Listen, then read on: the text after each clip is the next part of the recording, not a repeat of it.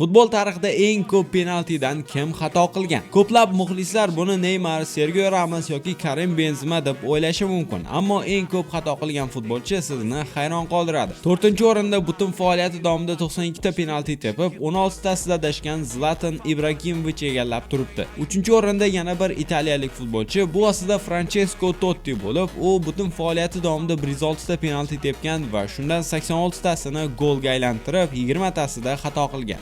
Ikkinchi o'rinda esa Lionel Messi. U o'z faoliyati davomida taxminan 145 ta penalti tepgan bo'lib, ularning 113 taga yaqinida gol urgan va 32 tasini o'tkazib yuborgan. Va nihoyat birinchi o'rinda Cristiano Ronaldo. U o'z faoliyati davomida 210 dan ortiq penalti tepib, 175 dan ortiq gol urgan va 35 taga yaqinida adashgan. U futbol tarixida penaltidan eng ko'p gol urish bo'yicha va shu bilan birga eng ko'p penaltidan gol ura olmaslik bo'yicha ham rekordchi hisoblanadi. Garchi eng ko'p xato qilgan bo'lsa-da, aniqlik bo'yicha ro'yxatda yana o'sha Cristiano Ronaldo 83.3% samaradorlik bilan birinchi o'rinda turadi. Sport o'yinlarini jonli efirda va o'z vaqtida tomosha qilish uchun BV Sport Telegram kanaliga obuna bo'ling.